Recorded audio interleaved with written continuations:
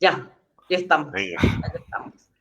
Hola, buenas tardes, familia de Hablemos de Neurodesarrollo. Estoy muy emocionada y muy feliz y hasta un poco nerviosa de tener aquí a un gran maestro, a un grande de la neuropsicología.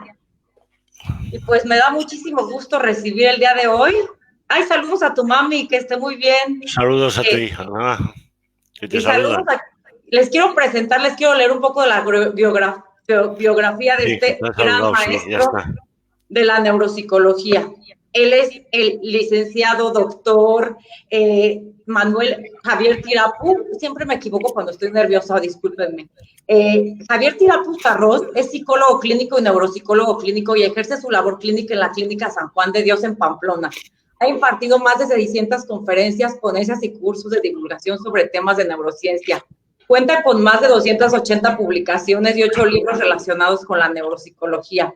Asimismo, es miembro del Comité Científico y revisor de 10 revistas científicas y director del área de neuropsicología de revistas de neurología.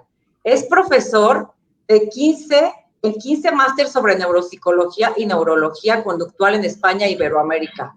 Codirector del máster sobre neuropsicología de la Universidad Pablo de Olavide y del máster sobre trastornos del espectro autista. Coautor del documento de consenso sobre adicciones y neurociencia de la Sociedad Española de Toxicomanías y nombrado consultor experto para el plan de demencias de la Generalitat de Cataluña. Y bueno, durante toda su trayectoria, por supuesto que yo lo conocí cuando fue nombrado en 2012 Premio Nacional de Neurociencia Clínica, otorgado por el Consorcio Nacional de Neuropsicología en 2012, y sus estudios se han centrado preferentemente en el estudio de la neuropsicología del córtex prefrontal y en aspectos como la inteligencia, la conciencia, las funciones ejecutivas, las emociones y el cerebro social.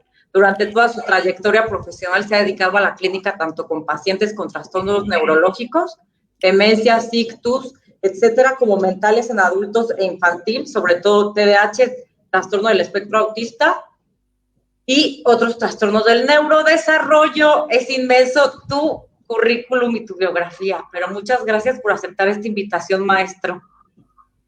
Gracias a ti por invitarme y encantado de compartir este rato con vosotros. Para mí un auténtico placer, de verdad. Un placer, porque yo, como te decía, Javier, fuera de cámaras, maestro, fíjate que cuando yo me involucré en estos temas de saber que yo nací con una alteración del neurodesarrollo, me empezó a apasionar la neurociencia, y entonces fue cuando comprendí que tú eras experto en todo esto y dije, wow, y nunca pensé entrevistarte, por eso me da muchísima emoción. Y pues bueno, el tema de Aquí hoy, me amigos, tienes. ¿perdón? Aquí me tienes para entrevistarme.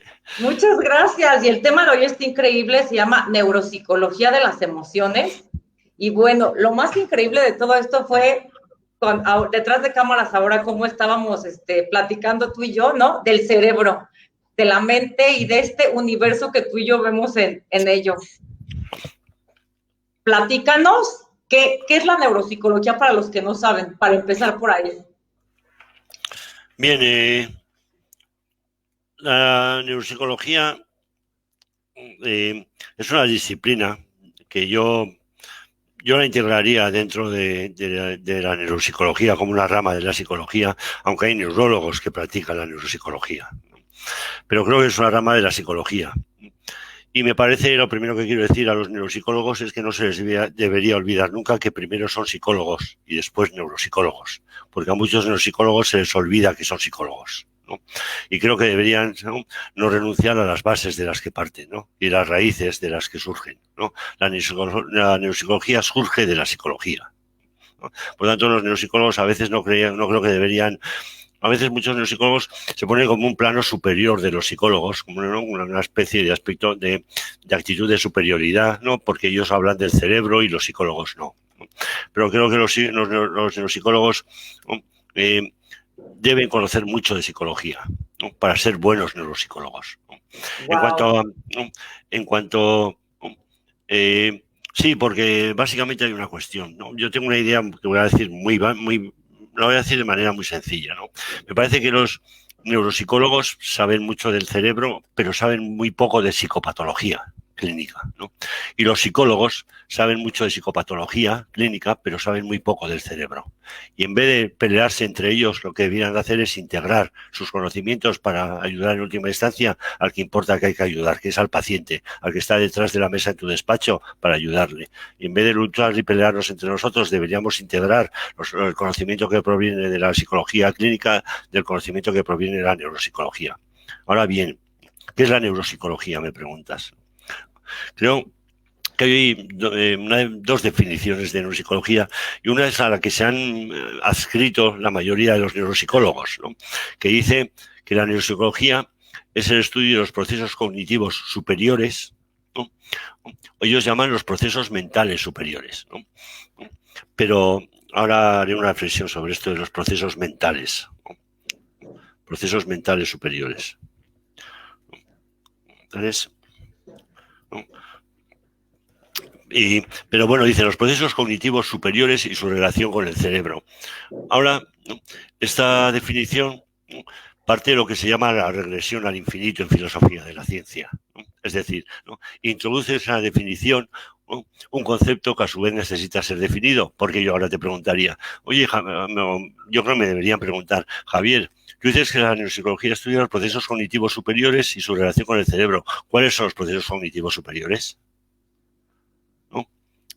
Pero, ¿no?, entonces, claro, ¿no?, se consideran pues que son la atención, la memoria, el lenguaje, el control motor, el cálculo matemático, la lectura, la escritura, ¿no?, la percepción, ¿no?, las funciones ejecutivas, ¿no? Pero yo estoy de acuerdo con un filósofo de la ciencia que se llama Parvici, ¿no?, que dice que los psicólogos, ¿no?, son unos miopes corticocéntricos, ¿no? Nos dice así porque dice que si estudiamos los procesos cognitivos superiores solo estudiamos la corteza cerebral, ¿no?, y que el cerebro es mucho más que la corteza cerebral y los procesos cognitivos, ¿no? Por lo tanto, yo discrepo de esta definición de la neuropsicología. Para mí, tal vez la definición sea más sencilla, pero contiene mucho más información. Yo diría que el objeto de estudio de la neuropsicología es la relación entre el cerebro y la conducta humana, ¿no? Pero el cerebro y la conducta, y el cerebro como un todo, ¿no? Y creo que el ser humano, ¿no?, los procesos cognitivos superiores, los procesos mentales superiores, ¿no?, creo que la neuropsicología no debe encargarse solo del estudio de los procesos cognitivos, ¿no? Creo que el ser humano, ¿no?, es un ser que sí piensa, es decir, tiene procesos cognitivos, ¿no?, siente, tiene emociones, ¿no?, se mueve, emite conductas, ¿no?, y se relaciona, tiene un cerebro social, ¿no? Creo que la neuropsicología debe estudiar el cerebro del ser humano como un todo, es decir, los procesos cognitivos, emocionales, conductuales y sociales, ¿no?, y su relación con el cerebro, ¿no?, porque solo así podemos estudiar al ser humano como un todo, ¿no? Cuando hablan de los procesos mentales, ¿no?, o cuando se habla del cerebro y de la mente, a mí me parece muy importante, ¿no?, que ya a estas alturas, ¿no?, de la obra, ¿no?, que estamos hoy a 11 de septiembre de 2020, ¿no?, creo que ya los psicólogos, ¿no?, y los psiquiatras y los neurólogos, ¿no?, y muchos tal vez algunos neuropsicólogos, por lo que les oigo en algunas conferencias, ¿no?, creo que ya es hora, ¿no?, de que destierren la falsa dicotomía entre el cerebro y la mente, ¿no? Todo proceso mental responde a pautas de funcionamiento cerebral, ¿no?, y por lo tanto todo trastorno mental es la alteración del funcionamiento, ¿no?, de la conectividad del cerebro, las conexiones neurales del cerebro, ¿no?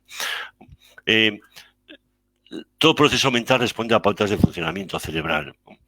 Y digo, ¿esto podría demostrarlo? Tal vez sí, ¿no? Fijaros, ¿no?, pensamos que la mente es como un hombrecillo que está aquí, voy a ponerlo aquí, ¿no?, fuera del cerebro, ¿no?, y es un hombrecillo y aquí está la mente y aquí está mi cerebro. No sé a qué distancia está el hombrecillo, si a 20 centímetros, a 15, a 10, no sé, ¿no?, pero está aquí, ¿no? Pero pienso, vosotros tenéis, el órgano es el cerebro y la mente estaría fuera, ¿no?, serían procesos que no responderían al funcionamiento del cerebro. Supongamos que es así, ¿no? Pero entonces os haría la siguiente pregunta. ¿Vosotros tenéis algún órgano en el cuerpo que se llame digestión? No, un órgano No, no. no, bien. No, diríais que múltiples órganos, ¿no? que forman el sistema digestivo, ¿no? De alguna manera, ¿no? Tratan los alimentos, ¿no? Y lo que comemos, ¿no? Y los transforman en energía y generan desechos. Es decir, tenemos un proceso digestivo, ¿no? Que es la organización sincronizada de múltiples órganos, ¿no? ¿No? El estómago, el páncreas, el hígado, el intestino. Pues entonces, ¿no? El cerebro son múltiples regiones, ¿no? Que trabajan sincronizadamente para producir un proceso mental.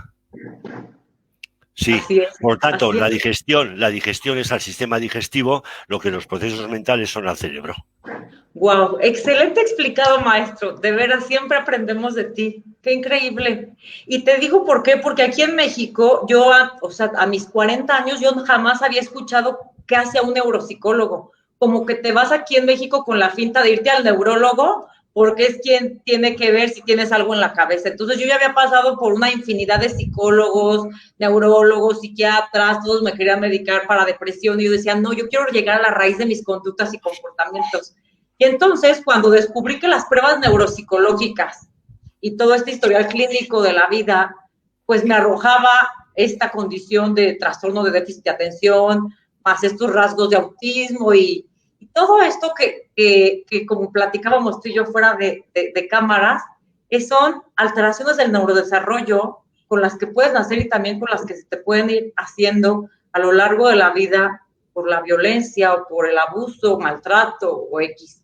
Pero ahora me gustaría pasar al tema de las emociones y combinar, ya nos explicaste qué es la neuropsicología, cómo las emociones, creo que es un mito que todo el mundo pensamos que las tenemos iguales, y no, es ahí donde me encantó tu libro que me compartiste, que se llama ¿Para qué sirve el cerebro?, que es un manual para principiantes, se los recomiendo muchísimo, donde hablas de qué es una emoción y qué es un sentimiento. Platícanos, por favor, si fueras tan amable. Sí, vamos a ver. Las emociones no han formado hasta hace muy poco tiempo, ¿no? Como yo, objeto de estudio de la neuropsicología, ¿no? Han sido como denostadas, ¿no? Y creo que han sido denostadas en general por el ser humano, ¿no? Porque ¿no? Creo que desde la perspectiva prácticamente de Descartes, ¿no?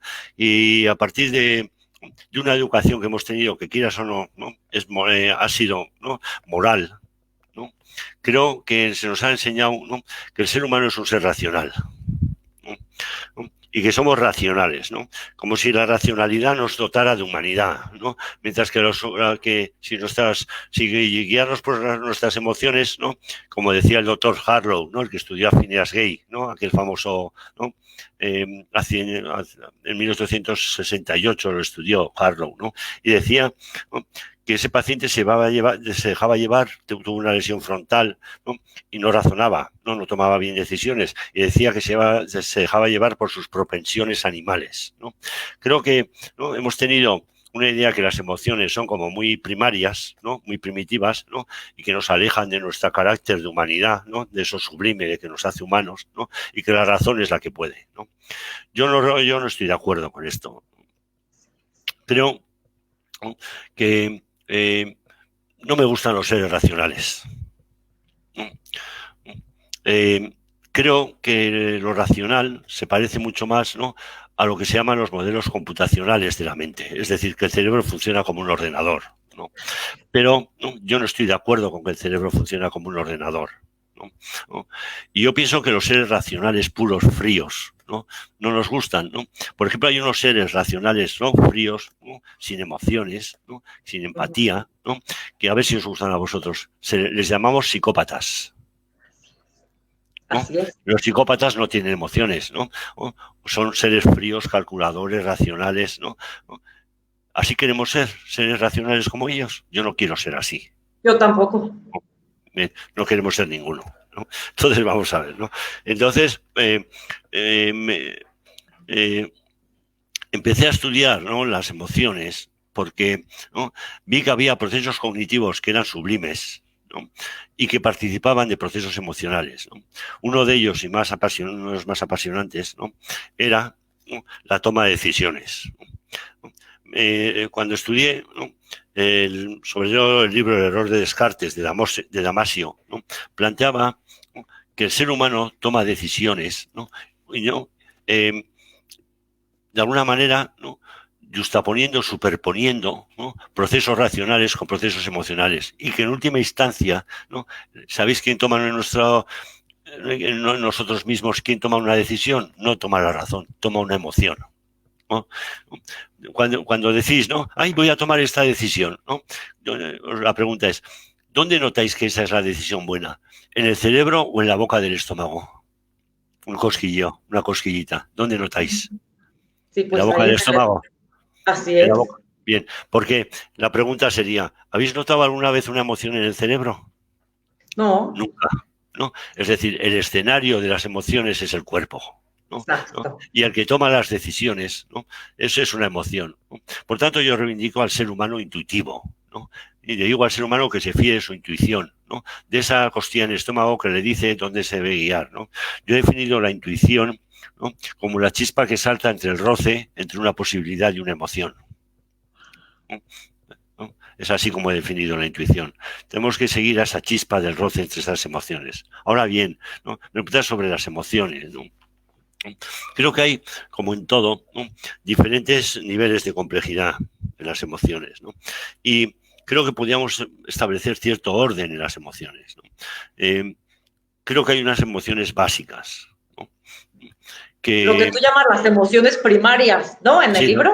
sí, las emociones primarias o emociones básicas, ¿no?, que las definió Paul Ekman, ¿no?, que planteaba que en todas las culturas, ¿no?, había la misma expresión facial para esas emociones, ¿no?, y que eran normalmente respuestas, ¿no?, en todas las culturas eran respuestas, ¿no?, a las mismas situaciones parecidas, ¿no? Entonces, ¿no?,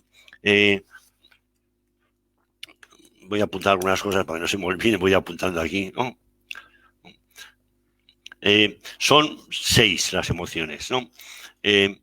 Alegría, tristeza, Sí. miedo, Ujú. asco, ira o enfado, ¿no?, y sorpresa, ¿no?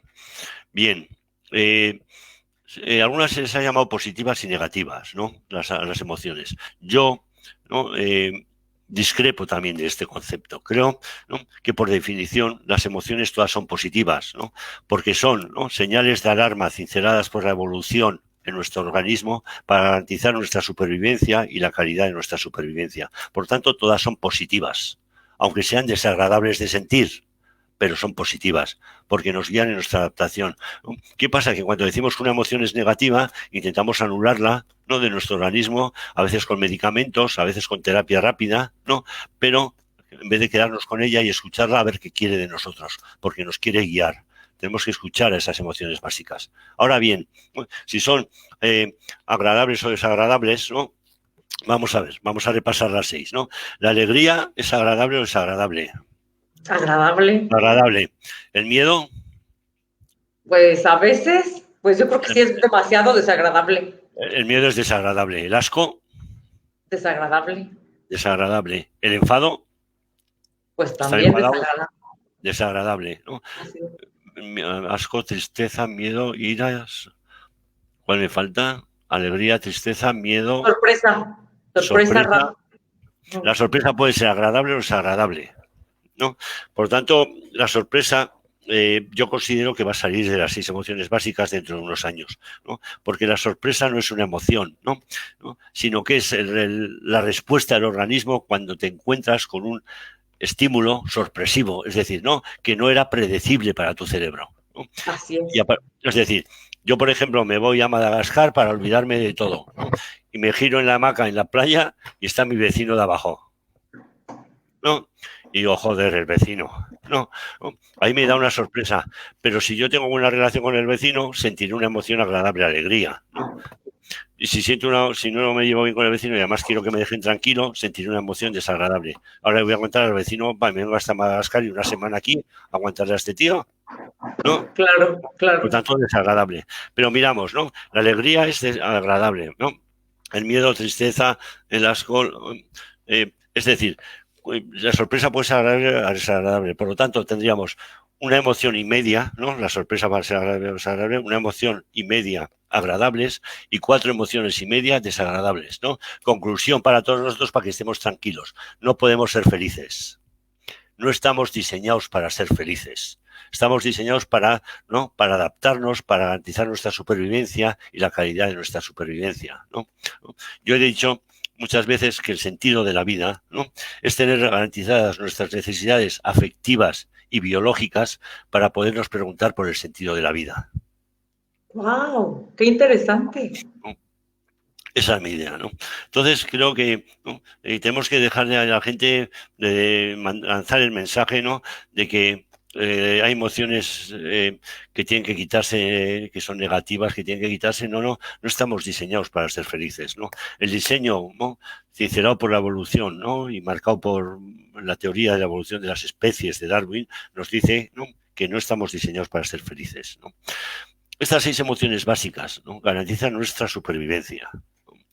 Pero creo que por encima de esto el ser humano, ¿no?, así como, ¿no?, en la paleta de un pintor, ¿no?, cogemos la paleta de un pintor, ¿no?, a ver dónde pongo, a ver cómo lo pongo aquí, ¿no?, y ponemos las 6 emociones, ¿no?, y vamos cogiendo y pintando un cuadro, ¿no? Y creo que con la combinación de varias de estas emociones generamos por encima emociones sociales, que estas van orientadas hacia otros seres humanos, ¿no? Por ejemplo, ¿no?, una emoción, ¿no?, una emoción social sería el desprecio, ¿no? ¿A quién despreciamos?, ¿no? Esto me parece muy interesante, ¿no? Despreciamos, ¿no?, a alguien que viola las normas del grupo, ¿no? Y entonces es expulsado del grupo, ¿no?, por haber violado las normas del grupo, ¿no? Esto tiene como ventaja adaptativa para el grupo, ¿no?, que aquel que no respeta las normas del grupo, ¿no?, será expulsado y tendrá poca capacidad de supervivencia, ¿no? Pero además, ¿qué hace, no? Lo que hace es a los miembros del grupo que se quedan, ¿no?, les hace fortalecer los valores, ¿no?, y las creencias del grupo, ¿no? De tal manera que decimos a los demás, mirad, ¿no?, aquel que viole las normas como este será despreciado. Con lo cual, ¿no?, las normas del grupo, los valores, las creencias del grupo se fortalecen, ¿no? Ese es un aspecto positivo, ¿no? Por ejemplo, la admiración, ¿no? ¿A quién admiramos?, ¿no? A quien hace una aportación buena al grupo, ¿no?, para que el grupo avance, ¿no? Con lo cual reforzamos, ¿no?, que la gente en el grupo colabore. Lo que pasa es que hoy en día es una pena que hayamos cambiado en nuestra sociedad la palabra cooperar por la palabra competir. Es una pena, Exacto, ¿no? estoy de acuerdo. Porque el ser humano debería competir, cooperar y no competir. Y nos están enseñando a competir unos con otros, ¿no? De tal manera que hoy en día, tristemente, para mí se está imponiendo un principio, ¿no?, que es que el fin justifica los medios, ¿no? Así es. ¿No? Y que el fin no justificará jamás los medios, ¿no? Entonces, ¿no?, tenemos que admirar a la gente que nos aporta conocimiento, nos aporta, ¿no?, valores, nos aporta cosas como personas que nos hacen, que están a nuestro lado y hacen que seamos mejores cada día, ¿no? Esa gente merece nuestra admiración, ¿no?, porque cooperan, ¿no?, e impulsan al grupo, ¿no? También tenemos compasión, ¿no? ¿Por quién sentimos compasión? Por la gente que no accede a nuestros bienes, ¿no? De tal manera que esto hace que les podemos ayudar, ¿no?, para que tengan una vida mejor, ¿no? Aunque yo siempre he dicho que la compasión es inestable, ¿no? ¿A qué me refiero con esto? Que, por ejemplo, ¿no? Si tú, Elisa, te vas a tomar, aparcas el coche, ¿no?, el carro, ¿no?, y te vas a tomar un café con una amiga, ¿no?, y hay alguien en el parking pidiendo con un vaso dinero, ¿no? O todos nosotros vamos a preguntarnos, ¿no?, si solo me he tomado un café con un amigo, ¿qué probabilidad es que le dé dinero, ¿no?, cuando me voy a coger el coche? La probabilidad es muy baja, ¿no?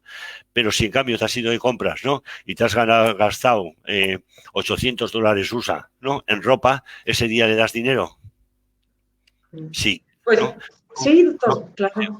Claro, ¿para qué? ¿Pero para que él coma o para quedarte tú con tu conciencia más tranquila? Para quedarte con conciencia tranquila, porque te has gastado $800, ¿no? Y bueno, te vas a casa diciendo, pero al menos este hombre hoy se comerá un bocadillo y cenará bien. Por eso he definido yo el altruismo como un egoísmo del que se benefician los demás.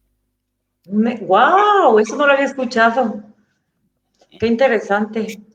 Sí, no, en el fondo, ¿no?, es muy interesante la conducta altruista del ser humano, ¿no? Por ejemplo, imaginemos, ¿no?, la típica escena en televisión de que hay una riada, ¿no?, y un señor está agarrado a una rama, ¿no? Y de repente ve pasar a su hijo en el río que se va a ahogar. El hombre se suelta de la rama, coge al hijo, sale, ¿no? Y decimos, este es un héroe, es un altruista, ha arriesgado su vida por la vida de su hijo, ¿no? Y esto es cierto. Pero voy a hacer una pregunta. ¿Por qué se ha soltado de la rama? Y voy a dar la respuesta, ¿no? Con otra pregunta, ¿no? ¿Cómo se sentiría el resto de su vida si no se hubiese soltado? Claro. ¿No? Culpable. No se hubiese perdonado en su vida no haber intentado salvar a su hijo, ¿no? Esto le hubiese destrozado su vida. Con lo cual es mejor morir, arriesgar a salvar a tu hijo, ¿no? Y esto lo hace el cerebro en una décima de segundo. Suelta la rama, ¿no? Sí. Por instinto, tú lo has dicho. Sí, así es, ¿no? Así es. ¿No? Y estas son las emociones, ¿no? Y luego los sentimientos en el fondo, ¿no? Para mí, ¿no? Son el paisaje, ¿no? Que se pinta, ¿no? Cuando estas emociones, ¿no? De alguna manera, ¿no? Son procesadas en el cerebro, ¿no? Y se transforman en sentimientos, ¿no? Los sentimientos para mí son más estables que las emociones, ¿no? Por ejemplo, para mí el amor es un sentimiento, ¿no? Que es más estable, ¿no? Aunque dura entre 3 y 5 años, ¿no? Pero es más estable, ¿no? Dicen que dura 3 o 5 años. Hay gente, ¿no? Hay gente que están enamorados como el primer día toda la vida, ¿no? Así Pero es. sí, pero no os preocupéis que esos son el 15-20%, con lo cual, si os dura 3 a 5 años, sois normales, ¿no? Los que no son muy normales son los que les dura toda la vida, por lo visto, ¿no? Pero estos sentimientos, ¿no? De amor, ¿no? Estos sentimientos de fondo, en el fondo, ¿no? Que mantenemos constantemente, ¿no? Hacia alguien y por alguien, ¿no? Creo que son, ¿no? Como emociones menos intensas, ¿no? Más atenuadas, ¿no? Más estables, ¿no? Pero que tienen mucho que ver con la filiación, ¿no? Con la filiación con el otro, ¿no? Y por último, quisiera señalar dentro de los sentimientos, ¿no? Dos cuestiones, ¿no? Lo que nosotros hemos llamado la empatía cognitiva y la empatía emocional, ¿no? En la empatía cognitiva, ¿no? Hemos hecho una división, pero para el tema que nos ocupa, ¿no? Nos interesa lo que hemos llamado dentro de la empatía cognitiva, y espero no confundir a la gente, ¿no? Hemos llamado la teoría de la mente cognitiva, que es sé lo que sabes, ¿no? Y sé tus intenciones, ¿no? Pero también hemos definido la teoría de la mente emocional dentro de la empatía cognitiva, ¿eh? La teoría de la mente emocional, que es sé cómo te sientes, ¿no? Mientras que la empatía emocional no cognitiva es siento cómo te sientes, no sé cómo te sientes, ¿no? Por tanto, ¿no? Hay muchas personas, ¿no? Que parece que tienen empatía porque te dicen, no, sé cómo te sientes. Pero cuando dice alguien, ¿sabes cómo te sé cómo te sientes? ¿Sabes qué pensamos? ¿Qué coño vas a saber cómo me siento? ¿No? Eso solemos pensar, ¿o no? ¿No? Lo que necesitamos, ¿no? Es que alguien nos transmita, no con palabras, ¿no? Sino con una mirada, que cuando ve una lágrima en mis ojos, salte una lágrima en su ojo, ¿no? ¿No? Y vemos que nos agarra algo, ¿no? Nos agarra algo a él y a mí, ¿no? Con esa empatía emocional, no nos agarra algo desde nuestros cerebros, sino desde la boca de nuestros estómagos, de nuestras emociones, ¿no? ¿No? Nos atrapa algo en nuestros sistemas emocionales. Esa es la empatía emocional, ¿no? Esa es la empatía auténtica, esa empatía que tiene que guiar al ser humano. Siento cómo te sientes, ¿no? Y como siento cómo te sientes, voy a intentar que tu vida sea mejor, ¿no? Creo que hoy en día tenemos un mensaje en la sociedad, ¿no? Que me parece un mensaje, ¿no? Absolutamente egoísta, egocéntrico, ¿no? En el cual, ¿no? A la gente le estamos diciendo que primero tiene que ser feliz él para luego hacer feliz a los demás y que tiene que quererse primero él para querer a los demás. Estoy absolutamente en contra de esta afirmación, ¿no? Totalmente de acuerdo. Si quieres más a los demás, ¿no? ¿No? Te querrás más a ti mismo, ¿no? Y si haces un poco más feliz a los demás, ¿no? Te harás más feliz a ti mismo, ¿no? Creo que estamos creando seres egocéntricos. No tenemos que decir al ser humano tienes que ser tú. Le tenemos que decir al ser humano tienes que ser nosotros, ¿no? Excelente, claro. Y sobre todo porque veo que en este mundo cada día, como tú lo dices, somos más egoístas o habemos personas más egoístas. Y pienso que, como tú lo dijiste hace ratito, la cooperación es básica, el que nos enseñen a cooperar, no a competir. Sí, sí. Dime. Pero, sí, dime, tú habla. ¿Hablo yo? No, la cooperación, vamos a ver, ¿no? El ser humano no ha modificado su cerebro hace 50.000 años, ¿no?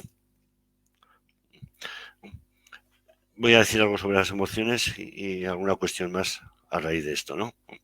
Pero el ser humano vivía en grupos de 150, ¿no? Y hoy en día, cuando haces un registro, ¿no?, de la cantidad de amigos que alguien puede tener, o alguien sociable, ¿no?, que no es mi caso, ¿no?, pero alguien sociable, ¿no?, cuando le haces una lista de amigos, ¿no?, ¿sabéis cuántos sales que tiene de media? 150, ¿no? Y la gente que está en redes sociales, ¿no?, y le cuentas cuántos amigos tiene, ¿no?, y puede mantener más o menos, ¿no?, de que sabe de qué es de cada amigo, ¿no?, y les cuentas, son 150. Es decir, nuestro cerebro, ¿no?, está diseñado para enriquecerse e interactuar con 149 cerebros más, ¿no? Y hoy en día creo que esto no es lo que hacemos, ¿no? Creo que el ser humano hoy en día, ¿no?, vive más, y no solo por el confinamiento, antes del confinamiento, ¿no?, vive más aislado, ¿no?, en grupos más pequeños, más reducidos, ¿no? Pero en esto me interesa, ¿no?, que, fijaros, cuando vivíamos en grupos de 150, ¿no?, a partir de 150, ¿no?, la presión del grupo era muy alta. ¿Por qué? Porque en la Tierra no había bienes materiales para alimentar a todo el grupo, ¿no? Entonces unos 100 se iban del grupo original, ¿no?, y en busca de la Tierra prometida, digamos, ¿no? Entonces, ¿no?, tal vez tenemos que agradecer a los trastornos mentales, ¿no?, que nos salvaron la vida. Porque los trastornos mentales, en nuestra opinión, ¿no?, deben entenderse, ¿no?, desde el punto de vista de que tal vez eran síntomas, ¿no?, de alguna manera ellos, ¿no?, entregaban, digamos, su trastorno mental al grupo porque era bueno para el grupo, aunque no fuera bueno para ellos, ¿no? Por ejemplo, un esquizofrénico, ¿no? Un esquizofrénico, ¿no?, está aislado en su mundo, no le interesa nada, ¿no?, no está relacionado con el mundo, no está pensando en cosas sobrenaturales, ¿no?, en la llamada de Dios, ¿no? ¿Quién era el ser elegido que decía nos ponemos en marcha, ¿no? ¿Quién era el líder? Claro. ¿Quién era el líder carismático que ponía en marcha al grupo y decía, venga, vamos a por la tierra prometida? ¿Quién era el mesías del grupo? ¿No? El esquizofrénico, ¿no? Por ejemplo, llevábamos a un trastorno obsesivo-compulsivo de limpieza, ¿no? Los trastornos obsesivos compulsivos de limpieza tienen mucho miedo a contaminarse, ¿no? Y si hemos descubierto, estamos a ver nosotros, bueno, yo soy un clínico y veo pacientes, empecé a observar en ellos, ¿no?, que los TOC de limpieza tienen la piel blanquecina. ¿Lo sabéis? ¿No? No sé si habéis Hasta ahora observado. lo voy a captar. Claro. ¿Has visto que tiene la piel blanquecina? Ahorita ¿No? a los que conozco, ahorita mi mente empezó a relacionarlos con la piel blanca. Tienen la piel blanca, ¿verdad? ¿Por qué? Porque no Sí, salían de la cueva y entonces, ¿no?, ya se ha demostrado que los TOC de limpieza tienen poca melanina, porque el cuerpo les quitó la melanina porque no se exponían al sol, ¿no? Pero cuando salían con el grupo, ¿no?, ¿sabes qué tienen los TOC de limpieza? Piensa en los que conoces, Elisa. ¿Tienen hipersensibilidad olfatoria? ¿Son ay, muy sí, sensibles claro. con el Todo olfato? huelen. Todo lo huelen, ¿verdad? Bien, pues ellos nos salvaron de morir, ¿no?, de acercarnos a fuentes de contaminación, aguas putrefactas o animales que tuviesen bacterias y coger todo el grupo de la bacteria y morirnos. Ellos, oliendo, ¿no?, son hipersensibles y nos salvaron la vida de morir infectados, ¿no? Por ejemplo, los TDAH, ¿no? ¿Para qué queríamos los TDAH en el grupo? ¿No? Para echarlos para adelante a ver qué había. Eran exploradores, ¿no? Entonces, ¿no?, mandabas a 6 TDAH para adelante, ¿no?, y donde no volvían 3, por ahí no había que seguir, Claro. ¿no? Y, por ejemplo, ¿no?, ahora que hablamos de los TEA, ¿no?, los TEA nos salvaron la vida. Los TEA, ¿no?, mucho tiempo me llevé pensando, ¿no?, qué función podría tener un TEA en un grupo de 150, un Asperger, ¿no? Y la pregunta es, ¿conocéis mejor arquitecto, mejor ingeniero, mejor matemático, mejor físico que un Asperger? No. ¿No? ¿No? No Son los jamás. mejores. Son los mejores, Exacto. ¿no? Sí. Bien, por lo tanto, si nos vamos a sentar en un sitio, ¿quién mejor para decir cómo hay que diseñar la cueva, hacia qué orientación, ¿no?, calcular, ¿no?, los vientos, ¿no?, y las precipitaciones que va a haber, cómo crear, ¿no?, alguna herramienta para cazar un animal nuevo que hay en el sitio donde nos hemos asentado? ¿Quién mejor que un Asperger? ¿no? Claro, Asperger claro, son grandísimos sistematizadores, muy buenos físicos, ¿no? sí. Ellos eran los que diseñaban, ¿no? Y los que diseñaban cómo teníamos que hacer la cueva, cómo, ¿no?, traer agua al sitio donde estábamos, ¿no? Qué mejor que un Asperger. Mirad, en Silicon Valley, ¿no?, la cuna de la electrónica en Estados Unidos, hace 40 años, ¿no?, el 10% de los empleados en Silicon Valley eran Asperger. Hoy en día, el 58% de los empleados de Silicon Valley son Asperger. Exacto. Es que es lo que yo digo, Javier, maestro, es que lo que yo digo, las diferencias enriquecen al mundo.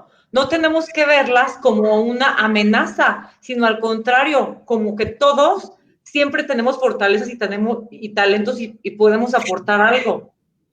Y justo me gustaría interrumpirte con la parte de las emociones, de las personas con TEA y con TDAH. No sé si has escuchado de las personas altamente sensibles. Yo a ti te percibo muy sensible como yo, pero yo a veces he llegado a escuchar el término hiperempatía, cuando yo pienso que he sufrido más, de más, porque toda la vida el entorno exterior me agobiaba ver al niño tirado, pobre ahí en un alto. Sí me explico, como que sufría de más, entonces yo empecé a leer que algunas personas tenemos esta cierta hiperempatía.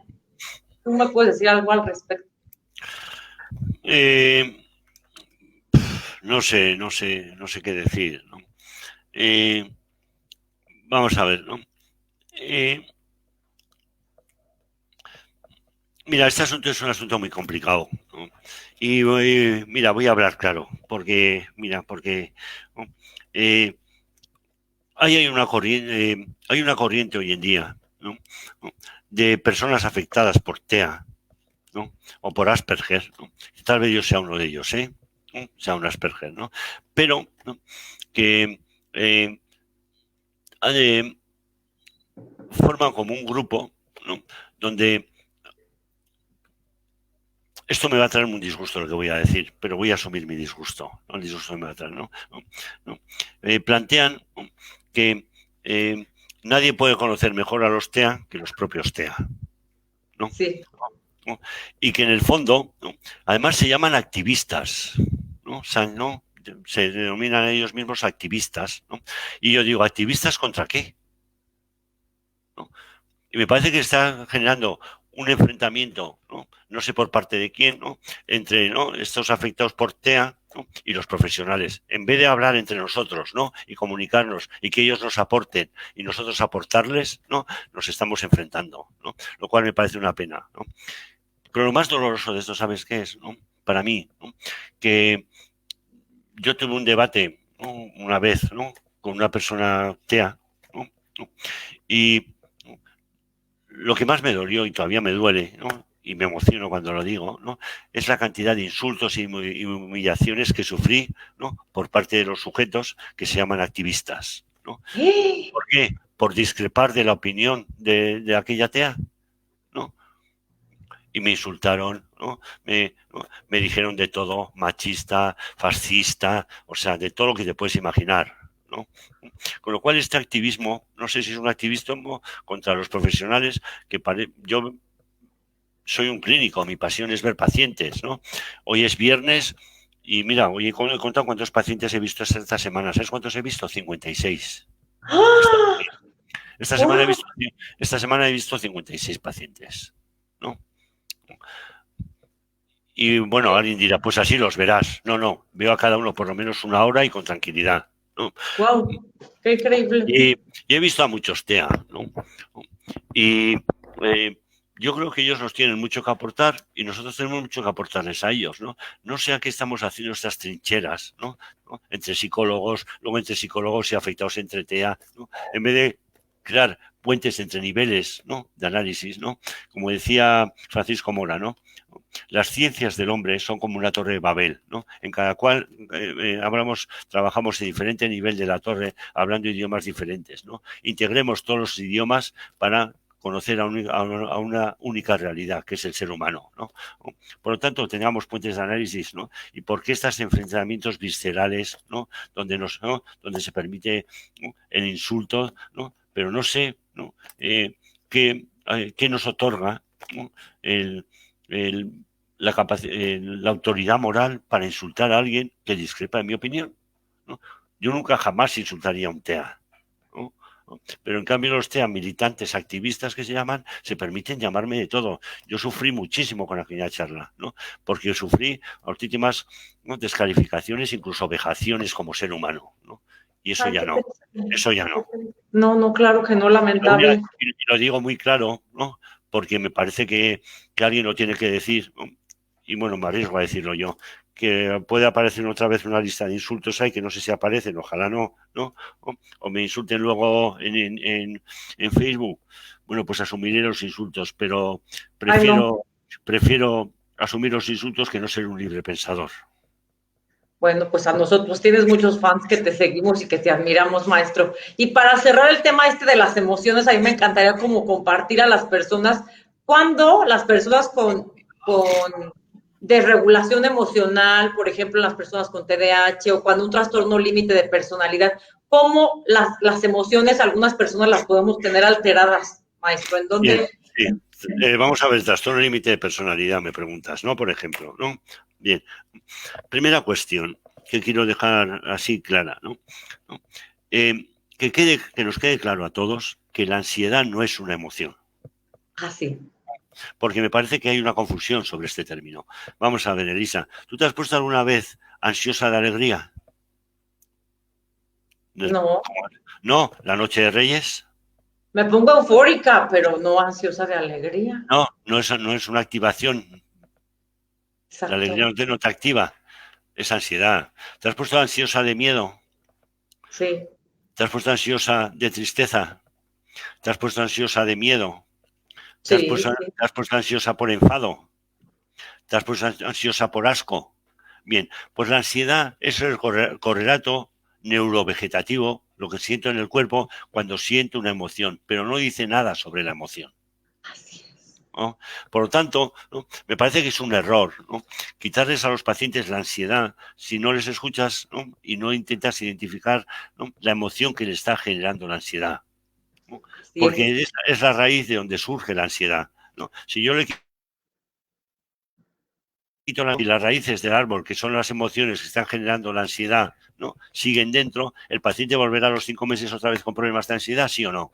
Volverá, ¿no? Porque no he intentado identificar las emociones, ¿no?, que le están generando la ansiedad y que le están diciendo sus emociones, ¿no? Así es. Segunda cuestión, me hace muy importante, ¿no? La psicología nos han enseñado a todos en psicología que primero piensas y después sientes, ¿no?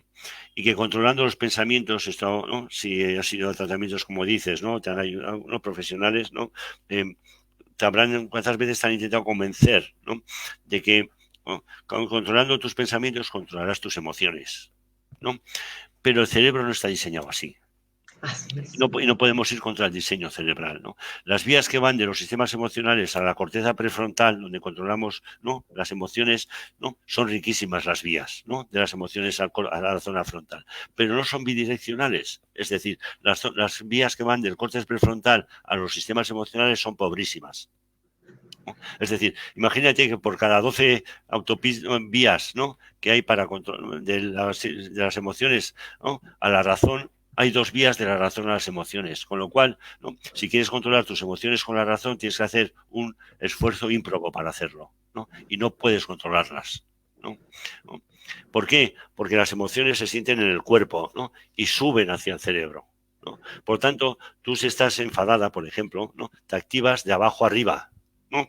Sientes en el cuerpo la emoción, como decía William James, ¿no? Decía, primero sientes las emociones y luego piensas, pero decía más todavía William James, ¿no? En 1890, y la neurociencia la razón, decía, y paso a decir algo más, decía William James, no primero sientes miedo y luego piensas, primero tiemblas, después sientes miedo y después piensas, ¿no?, que todavía es más, ¿no? Entonces, ¿no?, mi planteamiento es que para controlar las emociones, ¿no?, si tú estás enfadada, activada abajo arriba, ¿no?, yo soy un psicólogo cognitivo que intento controlar, ¿no?, de arriba abajo, ¿no?, en dirección contraria a la que tú vienes activada, ¿no?, y soy ineficaz, ¿no?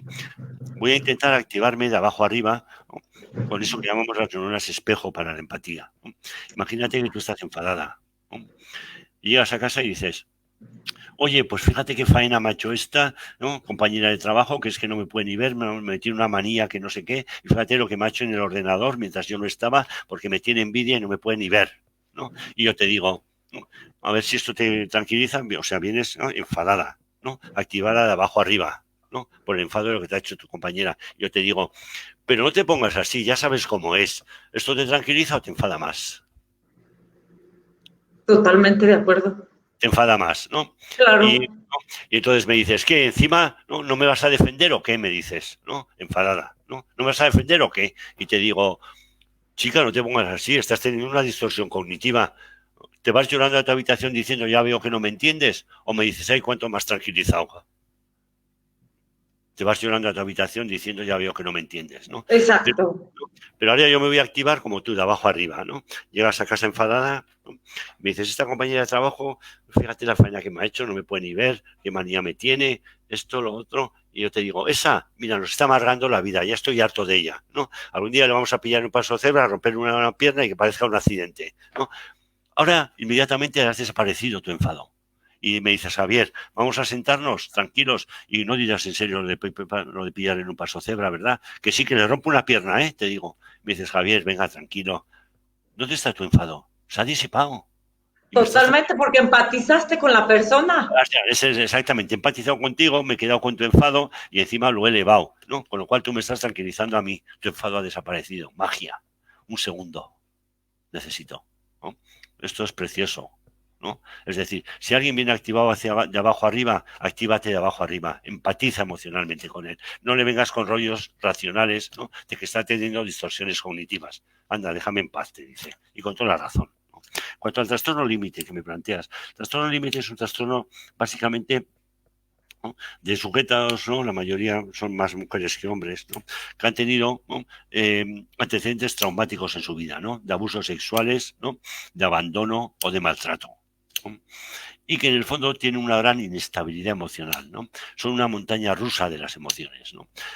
Y llama la atención en ellos una cuestión que para mí me parece muy importante, ¿no? Vienen un día a la consulta, ¿no?, y les dices, y vienen llorando, y dices, ¿qué te pasa? Y dice, que he perdido un billete en el autobús cuando venía, un billete de dinero, ¿no? Y viene otro día, igual de afectados, y le dices, ¿qué te pasa? Y te dice, canta, ayer se murió mi madre, ¿no? Es decir, la respuesta emocional en ellos, ¿no?, ¿no?, tiene lo que se llama el efecto Kindling, el efecto encendido, ¿no? Es decir, una persona que no es un límite, ¿no?, tiene una proporción entre su respuesta emocional, ¿no?, y el estímulo que produce la respuesta emocional, mientras que ellos, como les digo yo, ¿no?, una vez que se enciende el termostato, o 0 o 10, ¿no? No tenéis 5, 4, 3, 6, no tenéis un regulador emocional, ¿no? Una vez que dispara la emoción, se dispara toda la emoción, Así es, ¿no? así es. Y una cuestión que me parece muy importante, ¿no?, en los límites, ¿no?, y esto para todos los profesionales, ¿no?, y para las familiares de los límites, ¿no? No es cierto que con sus intentativas de suicidio, ¿no?, que son muchas las que hacen a veces, ¿no?, intentan llamar la atención, son los manipuladores, ¿no? Eso son prejuicios que tenemos morales sobre los trastornos límite, ¿no? Los trastornos límite sufren muchísimo en su vida, sufren muchísimo, ¿no? Y sus intentos de suicidio, yo los he definido como la angustia de alguien que tiene tanto miedo a morir como a vivir. Por eso juega con la vida y con la muerte, echando una moneda constantemente al aire. Y un día se mueren de verdad, se suicidan de verdad. Y entonces, ¿qué decimos? ¿Qué tenemos algo que decir cuando les hemos tratado de manipuladores? ¿No? No manipulaban, no, jugaban con la vida y con la muerte. Porque lo que te digo, tienen miedo a vivir y a morir y no saben qué elegir. Y eso es una angustia, ¿no?, que en el fondo, ¿no?, es una angustia que nos retrotrae, ¿no?, al miedo más ancestral del ser humano, ¿no? Tienen el miedo a ser abandonados, ¿no? Y el miedo al abandono es el miedo más angustiante que puede tener el ser humano. Y así tenemos que entender a los límites. Y si no, no les entendemos nada. Maravilloso, muchas gracias. Y bueno, ya se nos va a acabar el tiempo, pero para cerrar tú, en los trastornos del neurodesarrollo, ¿dónde es donde ves más desregulación emocional? ¿O qué nos puedes hablar de la desregulación emocional brevemente? No, el concepto de regulación emocional no es un concepto, ¿no?, que parte de la neuropsicología, ¿no? ¿No? Creo que eh, eh, cuando hablamos de TDAH, ¿no? Cuando hablamos de TEA, ¿no? Sobre todo cuando hablamos más de TEA, ¿no? Y de TDAH también, ¿no? Pero hay una heterogeneidad tan grande, ¿no? Que es establecer una regla general para todos, ¿no? ¿No? Es faltar a la verdad, ¿no? Establecer una norma, ¿no? No es lo mismo un TEA profundo, ¿no? Que tiene discapacidad intelectual asociada, ¿no? De alto funcionamiento, ¿no? Es un espectro, ¿no? Larguísimo, en el cual están todos, ¿no? Y hay una variabilidad tan grande que no podemos establecer una norma, de decir, todos los TEA, ¿no? Tienen problemas, ¿no? De cognición social, ¿no? O de procesamiento emocional, depende de qué nivel del TEA, ¿no? En los TDAH, por ejemplo, para mí hay 3 subtipos muy claros de TDAH, ¿no? El tiempo cognitivo lento, el TDAH inatento y el TDAH impulsivo, ¿no? ¿No? O combinado, ¿no?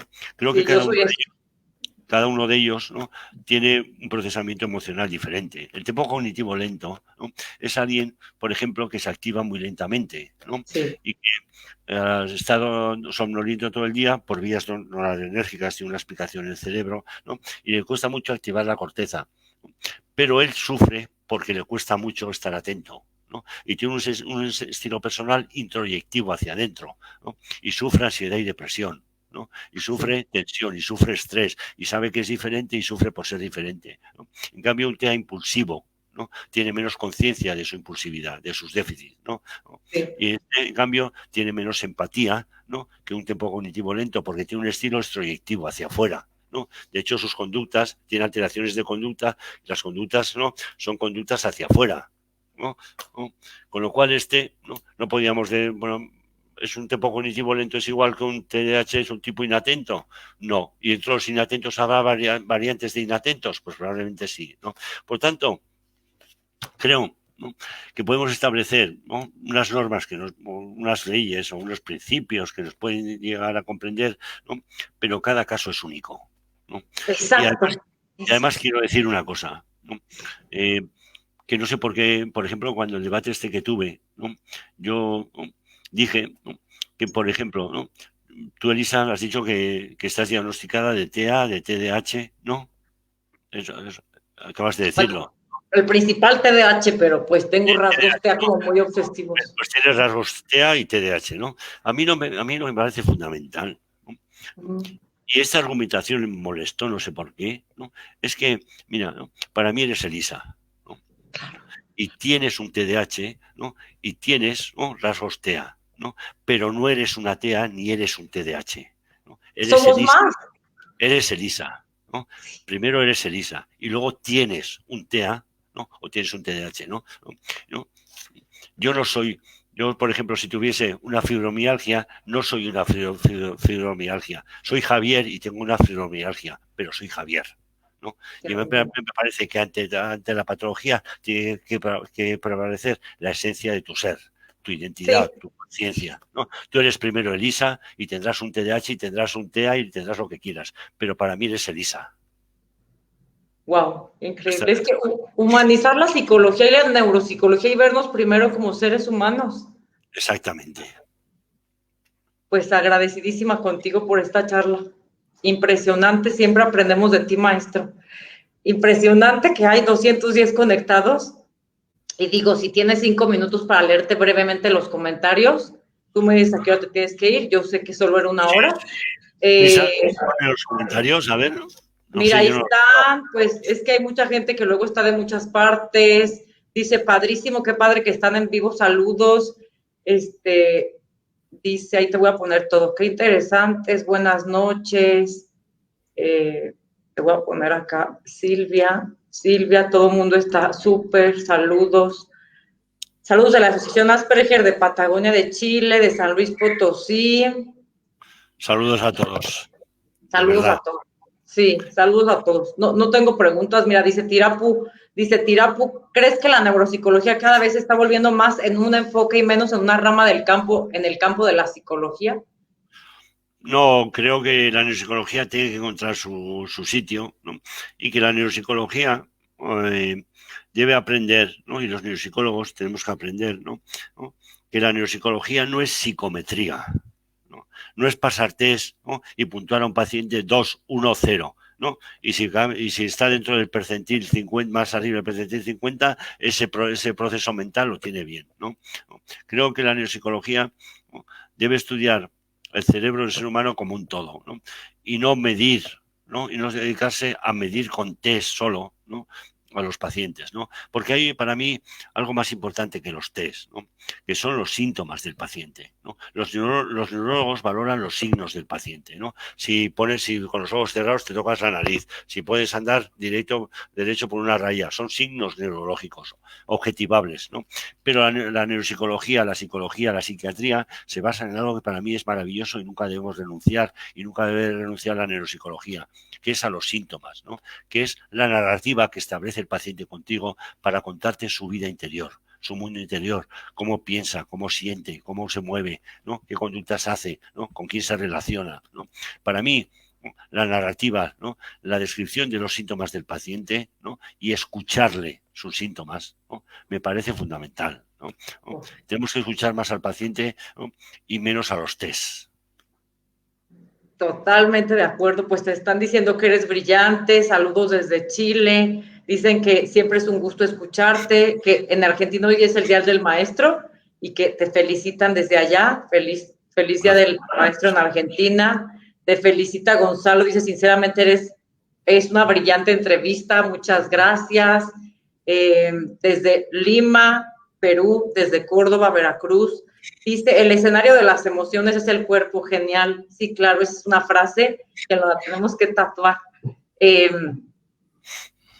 Pues yo creo que son muchas las preguntas y tú tienes tu tiempo muy escaso, pero te agradezco. Aquí no sé si quieras contestar esta. Dice, ¿qué pasa con los niños TEA con amplia frustración y no conoces sus emociones? Es que, ¿sabéis? Hay algunas preguntas que no me gusta responder. ¿Sabéis por qué no me gusta responder? Porque le preguntaría, ¿a qué niño, tráeme al niño TEA al que te refieres, ¿no?, y te contesto por ese niño, ¿no? Porque me parece, ¿sabéis qué pasa?, ¿no?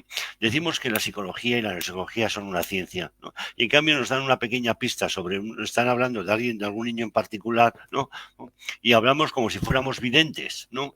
No, pues eso es en ese caso lo que está claro que le pasa es no sé qué y no sé cuántos. Luego decimos que nos tomen en serio, ¿no? Pero si jugamos a videntes en los medios de comunicación, ¿no? Si nos hablan así de un niño y nos atrevemos a hacer conjeturas sin conocer al niño, ¿no? ¿Somos una ciencia? Pues si somos una ciencia, ¿no?, actuemos con ciencia y con conocimiento y con conciencia. Eso es la ciencia. Pues te agradezco muchísimo. Una hora, amigos, no podemos contestar todas las preguntas, pero tenemos mucha aportación de este gran maestro desde España, desde Navarra, en el norte de España. Te agradezco muchísimo y es un gusto y un honor que nos hayas brindado esta charla. Pues un placer. Y para otra ocasión, pues cuando podamos, yo por mí encantado. Será un placer. Ay, eres muy amable. Gracias a todos los que nos vieron, amigos, familia, muchas gracias por sus comentarios. Al rato se los contestamos. Un abrazo para todos.